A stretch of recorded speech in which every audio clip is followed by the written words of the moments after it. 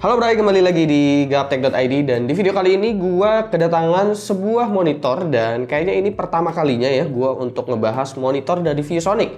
Yang ada di sebelah gua ini adalah ViewSonic Elite XG270 QC dan tanpa perlu berbasa-basi lagi, mari kita bahas monitor ini mulai dari desainnya dulu seperti apa. Jadi untuk ViewSonic Elite XG270 QC ini menurut gua dia punya desain yang penampilannya itu memang kelihatan gaming banget, tapi desainnya ini secara desain dia nggak kelihatan kaku ya, karena biasanya desain gaming itu rata-rata ya kaku-kaku terus yang tajam-tajam gitu, nggak ada yang rounded gimana-gimana gitu. Lalu untuk modelnya, monitor ini juga tipenya adalah curve monitor, jadi harusnya akan tepat untuk tipe pengguna yang lebih seneng nonton atau main game AAA untuk mendapatkan visual experience-nya. Tapi tentu bukan berarti kalian jadi nggak bisa bermain game yang kompetitif seperti game-game e-sport di monitor ini, karena fitur yang ada di ViewSonic Elite XG270 QC ini juga memang mendukung untuk game kompetitif yang nanti akan kita bahas. Untuk monitor tahun sekarang sebetulnya ini masih kelihatan tebal, tapi wajar banget untuk monitor gaming mengingat mereka memiliki refresh rate yang tinggi serta komponen lain yang diperlukan untuk fitur-fitur gaming. Lalu kenapa monitor ini tebal juga dikarenakan monitor ini memiliki yang namanya built-in speaker, yang nanti juga gua akan bahas kenapa built-in speakernya ini membuat monitornya itu menjadi sedikit lebih tebal daripada monitor gaming lainnya. Di bagian belakang terdapat LED yang bentuknya itu seperti sirip-sirip. Ini bisa diatur tapi cuma bisa diatur lewat fitur ViewSonic-nya aja. Jadi nggak bisa sync ke RGB yang ada di motherboard atau VGA card PC kalian.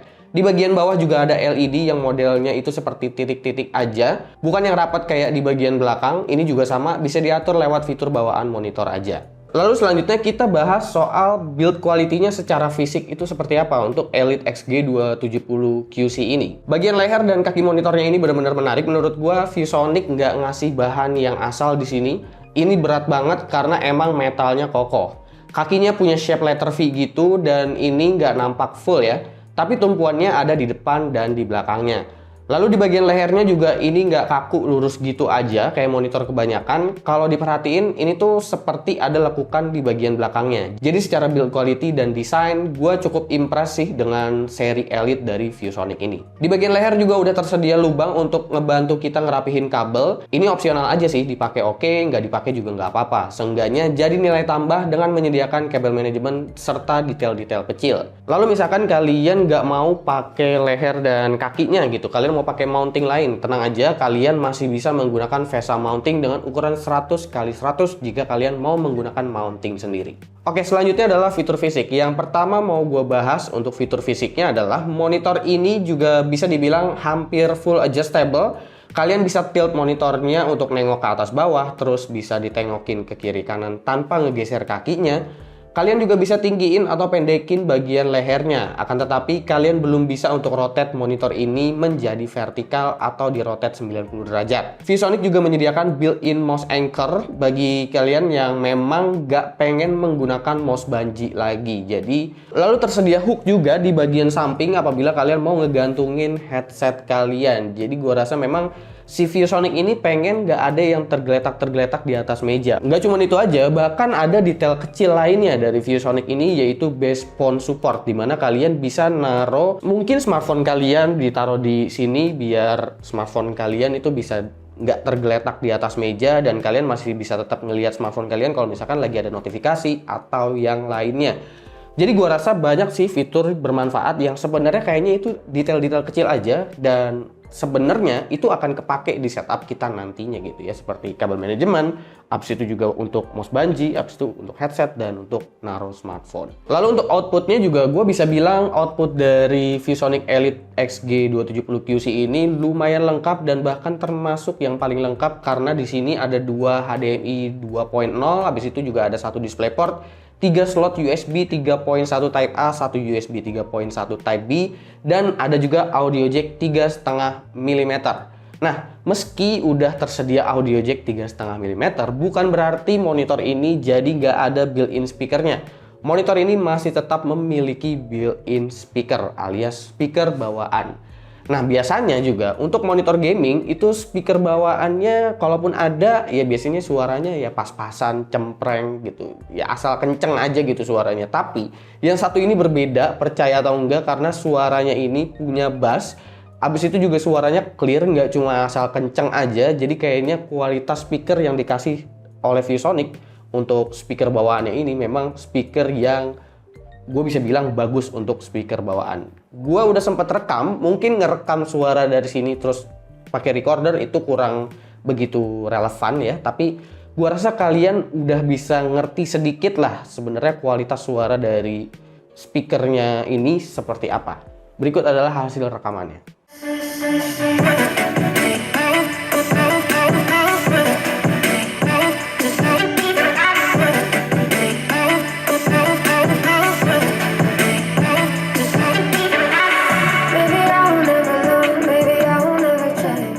Oke, karena kita lagi ngebahas monitor gaming, jadi kayaknya ya nggak mungkin kalau misalkan gua nggak ngebahas bagian displaynya seperti apa, karena ini adalah bagian utama dari pembahasan di video kali ini. Untuk panel yang digunakan, itu panelnya adalah panel VA dengan akurasi warna 90% DCI-P3. Jadi ini udah lumayan banget apabila kalian itu mau menikmati konten HDR, main game HDR, atau mungkin kalian pengen ngedit video yang memang videonya itu adalah video HDR. Udah lumayan untuk 90% DCI-P3 dan untuk sRGB-nya juga udah 100%. Jadi secara akurasi warna ini memang udah cukup luas untuk akurasi warnanya. Jadi warnanya udah lumayan kaya. Habis itu untuk view angle-nya, karena ini udah pakai panel VA, otomatis view angle-nya ini udah wide view ya, 178 derajat. Ukuran monitor ini ada di angka 27 inch dan untuk resolusinya itu menarik banget menurut gue resolusinya, karena resolusinya ini pas untuk ukuran 27 inch yaitu di 2560 x 1440 alias 2K. Jadi buat yang jarak pandang ke monitornya itu nggak terlalu jauh atau nggak terlalu dekat, atau mungkin kalian justru biasanya itu karena main game kompetitif rata-rata ngelihat monitornya agak dekat, itu jadi nggak kelihatan pixelate atau nggak kelihatan pecah lah gitu ketika kalian ya entah itu main game ataupun lagi nonton, karena resolusi berbanding sama ukuran monitornya ini menurut gue memang pas di 27 inch resolusi 2K gitu ya. Monitor ini juga udah memiliki 165 Hz refresh rate dengan 1 millisecond MPRT atau 3 millisecond GTG. Di sini ViewSonic ngasih opsi berupa nama sih biar lebih gampang aja untuk response time-nya, seperti fast, ultra fast, atau ultra fastest. Saran gue sih sebenarnya untuk response time kayaknya langsung mentokin aja ke bagian fastest atau ultra fastest gitu ya, karena untuk response time-nya ini ternyata nggak berpengaruh sama anti flickernya juga gitu. Karena biasanya ada beberapa monitor kalau misalkan kita aktifin MPRT, itu dia anti flickernya bakalan mati dan otomatis monitornya bakalan jadi flicker gitu. Jadi akan kurang nyaman kalau dipakai lama-lama untuk baca atau untuk nonton gitu. Hanya berfungsi benar-benar penuh ketika kita main game kompetitif. Tapi untuk monitor yang satu ini dia enggak. Jadi kalau misalkan kalian pakai response time yang paling kencang sekalipun, ini anti flickernya tetap hidup. Selanjutnya itu adalah monitor ini punya tingkat kecerahan di angka 550 nits dan gue memang bisa bilang monitor ini terangnya asik, karena di mata itu untuk warna putih nggak kelihatan silo. Habis itu untuk bagian hitamnya juga dia nggak ikut jadi kayak terang. Biasanya kalau diterangin warna hitamnya jadi agak abu-abu gitu kelihatannya, karena ini juga memang udah tersertifikasi sama VESA HDR 400 ya. Jadi memang bisa dibilang HDR-nya, dynamic range-nya memang udah lumayan oke menurut gua. Tapi balik lagi ya, soal visual experience itu balik lagi ke pengalaman masing-masing. Mata setiap orang beda-beda, ada yang senangnya warnanya seperti ini, ada yang senangnya warnanya seperti itu. Oke, selanjutnya adalah fitur on screen. Nah, fitur on screen-nya ini untuk di bagian menunya itu kalian cukup tekan aja tombol atau joystick yang ada di bagian tengah. Pengaturannya cukup mudah ya, karena seluruh fungsi bisa diakses dengan satu tombol aja. Cuma untuk exit dari menu ini kalian perlu menekan tombol terpisah pada area kanan. Dan tombol tersebut juga bisa difungsikan sebagai quick access untuk fitur-fitur yang memang fiturnya itu digunakan paling sering lah, seperti blue light filter gitu kalau misalkan kalian lagi mau baca gitu, atau mungkin mau langsung di force ininya refresh rate-nya ke 165 Hz gitu. Itu kalian bisa langsung akses lewat situ. Nah, fitur freezing-nya juga bisa kalian aktifkan lewat menu on screen ini, dan freezing ini juga berfungsi hingga refresh rate maksimumnya di 165 Hz. Jika kalian menggunakan GPU Nvidia, tenang aja karena FreeSync-nya ini juga udah mendukung G-Sync compatible. Oke, kita masuk ke bagian harga dan juga kesimpulan untuk ViewSonic Elite XG270QC. Untuk harganya sendiri setelah gue cek-cek di internet, harganya itu kurang lebih sekitar 7,8 jutaan lah kurang lebih. Nanti mungkin gue juga akan taruhin link di kolom deskripsi kalau misalkan kalian mau beli langsung dari official store-nya ViewSonic di beberapa e-commerce.